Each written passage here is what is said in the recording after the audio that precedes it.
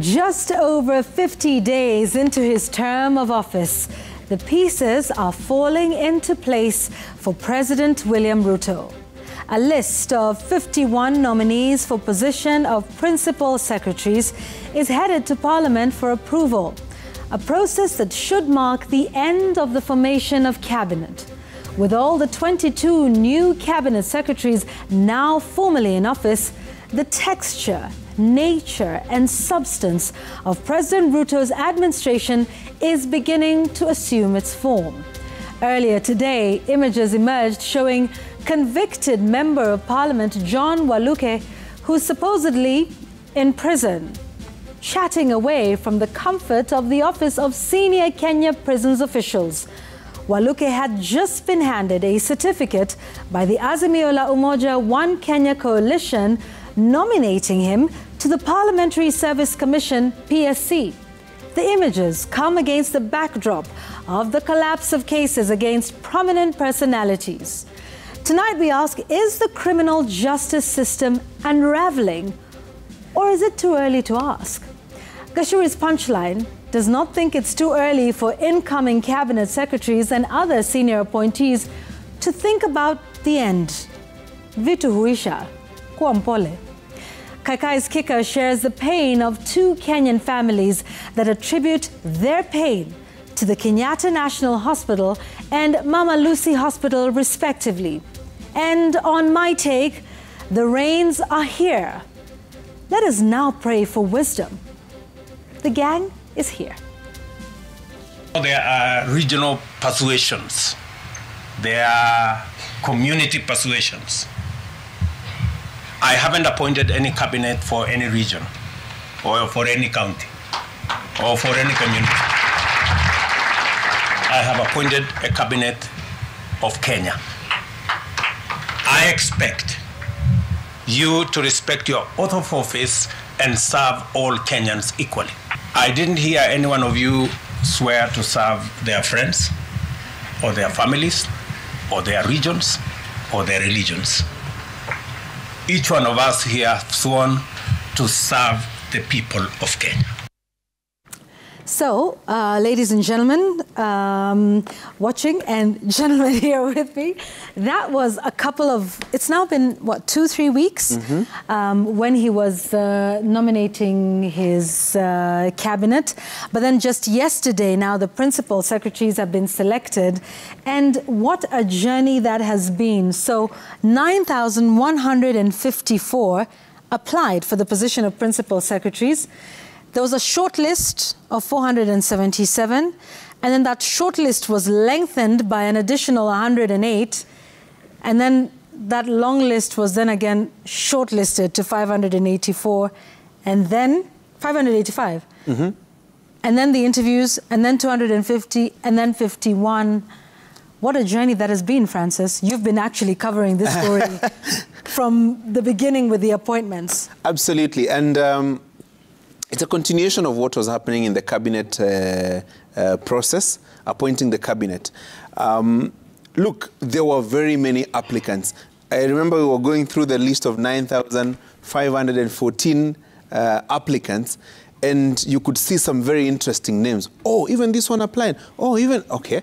So by the time it got to 585, remember initially it was 477, then 24 hours later, PSC, the Public Service Commission, told us that to expand the list to accommodate more diverse interests, youth, women, persons with disability, and people from marginalized community.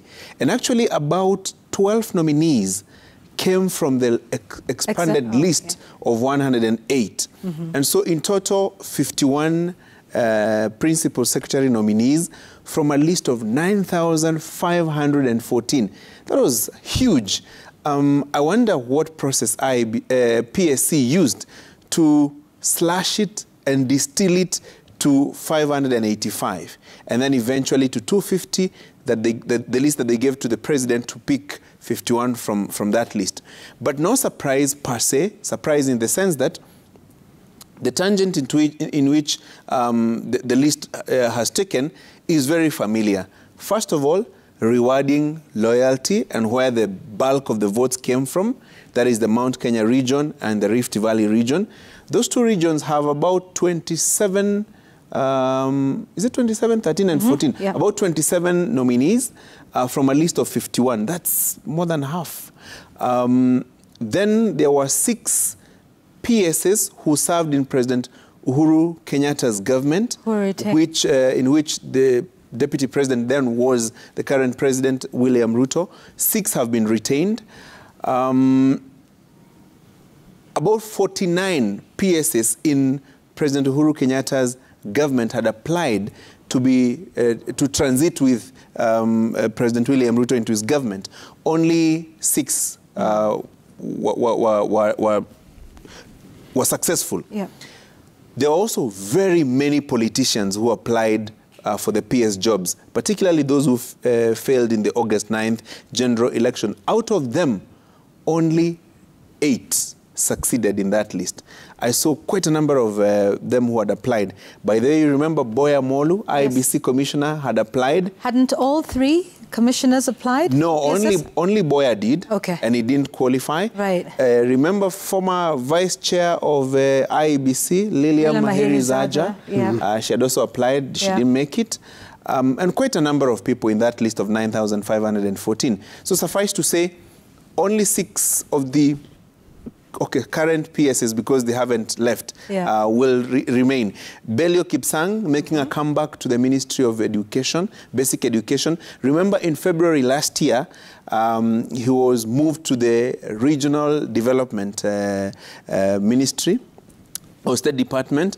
And of course, that time it was deemed as a political decision to move him because of his perceived loyalty to Deputy President then, and now President William Ruto.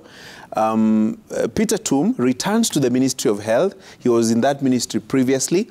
Harry Kimutai retains the Livestock Department.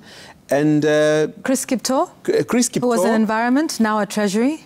Actually, he started at Lands. He started at Trade, yes. Then moved to Environment, and now shifting to the National Treasury. A very prime position. And then, of course, lastly, Charles Hinga, being proposed to retain the very same position that he was in. And no surprise by there for Charles Hinga. You remember even during the Kenya Kwanza parliamentary group meeting in Naivasha, he was part of it and made a presentation on matters housing. Remember the 250,000 houses housing project promised by the president. So he was part of that process. So no surprise per se in terms of the nominees. Yeah, I believe there was also Mary Chebukati who had applied and was shortlisted, but then didn't make the final cut.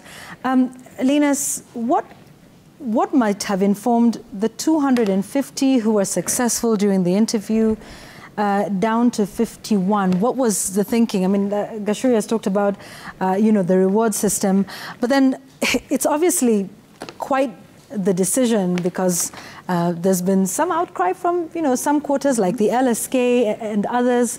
But what's your take on the 250 to 51? Politics, merit, what goes into play in such decisions? It would have been quite easy to answer that question if there was an established criteria as to how permanent principal secretaries are actually appointed. Because in my view, we don't have a criteria, we don't have a clear path, which then leaves us with only one answer. The decisions made are political. These are political appointees. Here is the thing, again, Francis, and we went through the 9,514 list of applicants. Did we have to go through all that? Did we need to have actually 9,000 people applying to be principal secretaries? Because when you look in the end, the president and his team do what they wanted to do from the very beginning. They'll pick exactly the people they knew they were going to pick. What does this do? If this was a question to the Supreme Court judges, they'll say it would amount to hot air and wild goose chase, because this 9,000 people have actually been given false expectation that they can actually apply and get for position of principal secretary and get. It's a lie. You can't. Because when you look at all the picks, they have been picked, is it out of the what we call a competitive recruitment process? What exactly was PSC looking at? What were they looking at? What kind of qualifications?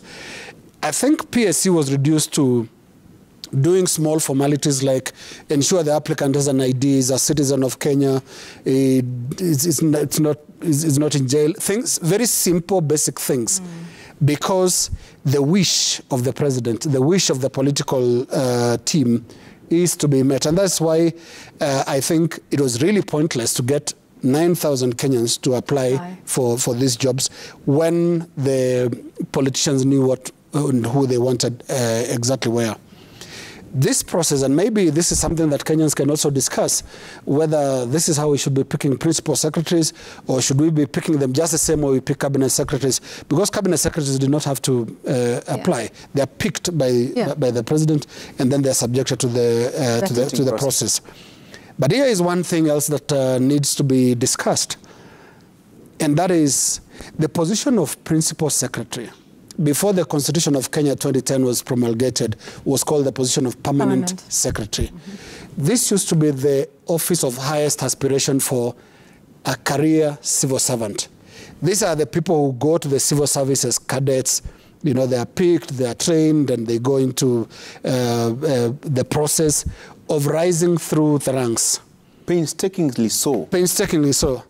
And they spend years, and these are very, very valuable resources, human resources. And you go to the public service, and I want to pick a number of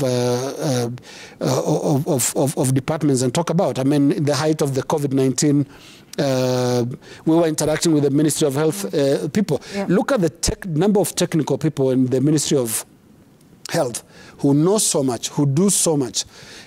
Parliamentary Service Commission or Parliament, the team that is behind the scenes, you never get to see them. Now, these are the career civil servants that I'm talking about. Right. People who actually wake up, think, and work through government. Their highest position in ministries used to be permanent secretary, PS, which you have renamed to principal secretary. Now, here is a system that now delivers political loyalists, election losers, nominees, nominations aspirants. Basically, you flood the system with people who actually have nothing and know nothing about the lower ranks. I think there is space for and need for a huge discussion on what this will eventually mean for the structure of government, because we borrow heavily in terms of our structure of government from the UK, the country that colonized us. And they do have a central column called the public service, the civil service, which basically holds things together, holds the country together. From one political administration to the next. Yes. Right now, the UK has done about 4 prime ministers in about 3 years. Yeah. At least 3 this time. Yes, and they have not collapsed. Yeah. Do you know why? Public service. They have a strong public service that basically keeps working. That is what we do also here. And the highest prefect, the person that supervises a ministry, is the permanent secretary, especially in the absence of a minister. Because ministers... the principal accounting officer. The principal, yes, absolutely. Yeah. Because the politicians come in and go. I mean, they do 5 years, some do 10. Some do 1 year. Some do 1 year. Reshuffles and things happen. Yeah. So for stability, it was purposed initially that that's how the civil service should work. And it works across regimes. And it generates experienced people who then take up positions of principal secretary. In fact, I'm just going through, and I'll share in the course of the show, how many of these picks are actually civil servants and how many are politicians. Yeah. Actually, put it this way, Linus, the question of picking principal secretaries, I think it's more of a political horse trading element. You get a CS from this region, you will get a PS from another region. And if this region didn't get a CS, it will be given a PS. It's basically that reward system that we were talking about last week, where the president can go to a certain region and tell them, hey guys, you voted for me, I gave you a PS. You voted for me, I gave you a CS for the last election. But also forward-looking. For the next election in 2027, even as he goes to campaign for re-election, because fortunately or unfortunately in this country, then we begin campaigning or preparing for the next election immediately this election is done. And so the next election, you will see a scenario where when the president goes to a certain region, it will tell them, by the way, you voted for me, I gave you this. You didn't vote for me, that notwithstanding, I gave you this. Yeah. So it's more of a reward system. Yeah, I was going to ask, do you, because we talked about 2027 at play with the cabinet, do you see 2027 at play with principal secretaries? Absolutely, absolutely. Look at the names. Look at the counties where they come from. Some of the counties that didn't get a CS, for example, Tana River. You remember Danson Mungatana, the senator, complaining that Kilifi got, Kwale got, but Mombasa got, but Tana River didn't. And so what was the response? Tana River got a PS. And of course, you'll hear now complaints, especially from a county or from a region like Kisii, the larger Kisii region, Kisii County and Nyamira County, they didn't get a single PS. And so you'll hear an argument like, we also deserved one. It's also a bit of a comparison between what was happening in President Uhuru's administration vis-a-vis what is happening in President Ruto's administration. You'll hear Region A say, we got this number of CSs and PSs in this dispensation, compared to this number of PSs and this number of CSs in this dispensation. That one you will not avoid. But at the same time, it's more of a reward system, as we were saying, where what you brought is also being considered, not even in terms of votes, but also in terms of material support. This is also where the backroom interests also rear their head. Somebody will come and say, I did A, B, C, D, so my reward is to get this and this. So there are quite a number of interests. And you remember the president talking about he had to consider many factors and many interests. Such interests include what we are saying now. But now LSK is also, you know, sounding the alarm, according to them, and they say that, in fact, some of those PS nominees were not even shortlisted in the first place. And then there's also the issue of gender, which was a key plank, by the way, of the president. And I believe that was, I think it was in June. We might have that soundbite. So during the signing of the Kenya Kwanza Charter. Yes, the Women's Charter. That was here in Nairobi, where he committed to a 50-50 gender cabinet. Let's listen to that.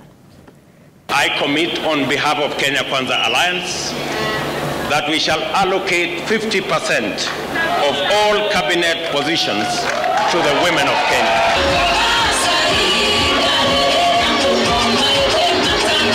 I, William Samoei Ruto, on behalf of Kenya Kwanza Alliance, do hereby commit to actualize the 2/3 gender principle. All right, so he committed to the 2/3 gender principle, which I understand has been met, but he also made the 50% gender appointments in his cabinet. And so Elena says, you know, various complaints about that, about the regional face of Kenya.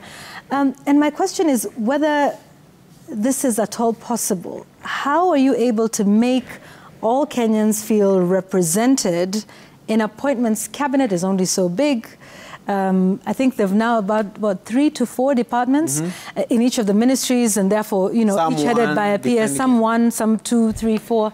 And you can get, it's all, you know, about trying to, while you have efficiency at the ministries, but it's also trying to make sure that you have enough positions to sort of dole out. Will we ever get to a point where it feels representative and there are no complaints, or is this just something we have to live with? I think we will get somewhere the day we reverse it. I mean, the cabinet has only 22 slots in a population of about 47, say 50 million now. How many can make it? How many can make it? If you are even to do one cabinet secretary per county, then this is not even half, because there are 47 counties. If you are to do tribe, then this is not even half, because there are over 44. Yeah. So it's about the people being appointed to cabinet then representing everybody, which is why the greater question, and one of the things that came out as massive reactions yesterday when the PSs were named, was the question of regional balance, because the new cabinet and the proposed principal secretaries has reflected domination of 2 regions over the rest. 11 out of 22 cabinet slots went to Mount Kenya and Rift Valley in the cabinet secretary slots. 26 out of the 51 principal secretaries come from Mount Kenya and Rift Valley. So this is what generated a lot of debate yesterday about how about the rest of the country. And here is the untidy business of winning elections. When you win elections, you don't really run the regions that voted for you alone. You have to run the country, the geographical entity that includes regions that voted against you, which is why the president and his team will constantly be under pressure on this issue of regional representation. There is a lot of complaints, for example, last evening about Nyanza, that used to have about 5 permanent principal secretaries. Now that goes down to only 3, and in a region like Kisii doesn't have a PS. It generates some debate about how representative is the government. And I always say that it's all down to how we are going to implement the Constitution of Kenya 2010, which came with new dictates on how you can form the executive. You know, in the old order, when cabinet ministers were picked from elected members of parliament, the regional representation thing forced itself, really, because if you remember the map, the ministers will be picked and people will have this map of Kenya with ministers placed in their provinces.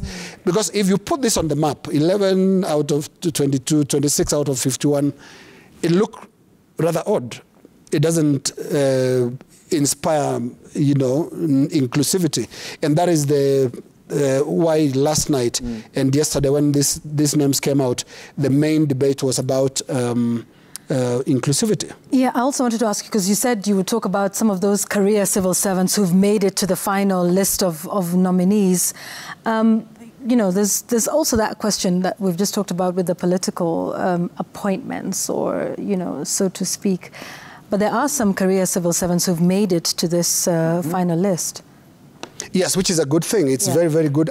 If you're asking for my personal view, it would have been preferable that principal secretaries should be picked entirely from career civil servants. They are in those ministries. They understand the ministries better. And if you observe how government works, they really expose their staff to different kind of experiences. You find a staffer working in finance, then moves to agriculture, moves to health.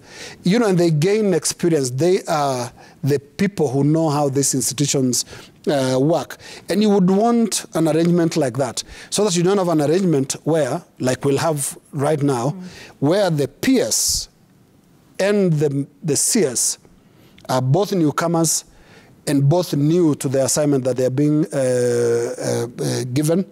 So the staff below, the civil servants that are working under them, will have double the weight of the work they have to do just to make sure the appointees settle in. In the old arrangement, a PS in the ministry will be somebody who knows how things run. He'll be the person to receive the minister and the CS. Now, here is a situation where the top 2 of the ministry are both people who are new to the ministry. And so it would take long for them to settle in. But the lucky thing is really the spade work. The work is done by the technical teams, technical staff, the civil servants that have been there for some of them for years. Yeah, that's true. As we, before we take the break, so Gachuri, now, you know, the government is taking shape. Absolutely. It's formed. Now he has a cabinet, he has principal secretaries. CS is another matter altogether. But now, look, it's taking shape. So the work is now cut out for the president. Absolutely. Now the work begins. Oh, yes. And just before we go there, let's talk the gender question. Yeah. And the 50-50 promise. Depending on how you apply the maths, there are 7 cabinet secretaries who are female. Of course, they are advisors and the secretary to the cabinet. I don't know whether we will include the advisors as like members Harriet of the Chigai, cabinet. No. The cabinet Monica is Chigai and Monica Juma. Yeah. Okay. And of course, Mercy Wanjau, the secretary. Yes, that's right. If you're to apply strictly the number in terms of the dockets, the ministerial dockets, okay, you're talking about 7 out of 22. So 7 out of 22 will give you about 31%, which is not 50%. Yeah. For the principal secretaries, it was 51 slots, 12 female. So if you're to do 12 divided by 51 times 100, gives you about 23%, nowhere near 50%. So maybe on that account, maybe there are a few things that the president will need to be asked about keeping the gender promise. And I'm sure it's something that he has grappled with, I'm sure. But constitutionally, the numbers, at least the threshold... At least a third has been met. But you see, this was a promise that was also signed into a charter. Yeah. And I would suspect even, let's say, the top women leaders in the Kenya Kwanza team, they probably could have raised this matter. I would suppose they have, because the agreement was signed in their presence. And you talk about Aisha Jumwa, Alice Wahome, Veronica Maina, the Secretary General of UDA, they were all there. So maybe it's something that... She's now former though, isn't she? She's now... Because she's a senator.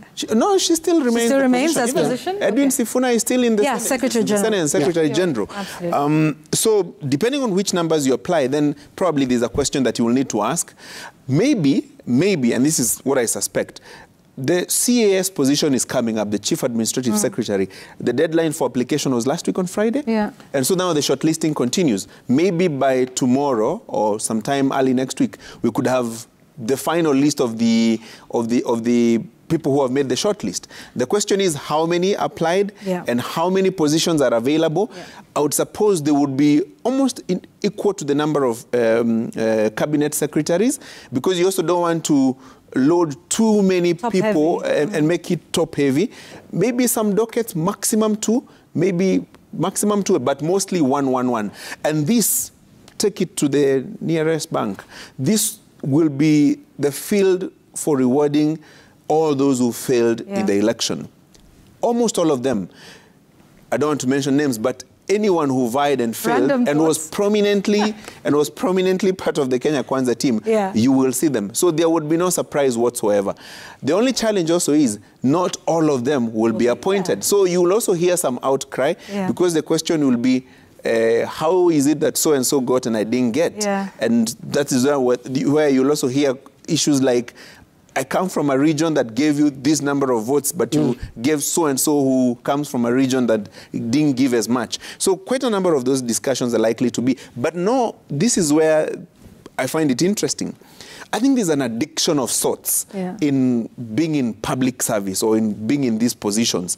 Did you notice that some of the people who applied for principal secretary jobs applied for chief administrative secretary jobs? In fact, Gashuri, there are some people who were actually picked as principal secretary nominees and had actually been, there was a lady who had actually been sworn in as Embu County Secretary. Dr. Esther Moria. I think, and then a day later, her name is on the PS nominees list. So it's about, what, casting your net wide and applying, and then you get this one and you hold on to that in case this one doesn't come through. Absolutely. It's, I'm sure people who bet will call it a multi-bet, where you cast your net wider. Even Sylvia Museya, a former nominated Senate member of the County Assembly in Nairobi, was nominated as, and actually even approved as CEC, Youth and Sports in Laikipia County. And then a few days later, she gets nominated to be PS Tourism. Is it tourism? Yeah, I think wildlife tourism. So you can see how the situation looks like. So try to vie. If you don't succeed, apply for as many positions as possible. Some of the people who have had applied for PS jobs and for chief administrative secretary jobs have even applied for IALA jobs East African Legislative Assembly membership. Correct me if I'm wrong, Lilian Mahiri-Zaja, who applied for a PS job, isn't she also applying to be a judge? Absolutely. Yeah. So I think there's an addiction of sorts that comes with these positions. Haven't you seen some people who retired as commissioners in certain independent bodies and constitutional commissions, once their term of 6 years ends, you will see them apply for IPOA or for PSC. I think there's an addiction of sorts where you serve, once you have tasted it, you want to keep. Taste and know that it is good. As we close, before we take a break. No, I was just going back to my point that these are not blind appointments. It was not, they were not made because the PSC found this guy so competent over the other 9,000. Absolutely not. So this is predetermined. You have to know who you want to work with. That is the business of politics. So all the 51 people, none of them will be introduced as a new person to the government. Or a surprise candidate. Or a surprise that, oh, what's your name? Oh, congratulations, you made it. No, these are people who are part, and this goes back to the reward. Who are you rewarding? You reward somebody who has done something for you. Yeah. And that's why, is this list, how many of in the list are from Azimio? Yeah. Nah. Yeah. Imagine a docket as sensitive as, let's say, Interior. It's not picky ponky. You have decided deliberately, I'll give this position to so-and-so for this and this and this reason. National Treasury, for example, I'm sure there are quite a number of people who had wanted the position, but there's a deliberate decision that is made, give it to so-and-so. Sectors like energy, roads, there are some, how do I call them, prime state departments where it's also, it's also a horse trading aspect. You take the flag, I'll take the PS. Okay, you take the PS, I'll take the CS. So it's a whole ball game. So we want to take a break, but here's a fun fact for you. Apparently all PSs under President Uhuru Kenyatta's administration applied. Were one of the 9,514, all except Karanja Kibicho. I didn't see his name in that list of 9,514. Why? Obvious reasons. It's obvious. I mean, it's obvious. Let's take a break. If you know, tweet us at Citizen TV Kenya. The hashtag is NewsGang. When we come back, listen, interesting things coming out of prison. There's prisoners and then there are prisoners. We'll talk about that and the whole criminal justice system and just what is going on. Are there different rules for different folks, those with money and those without? We'll talk about that when we return. This is NewsGang.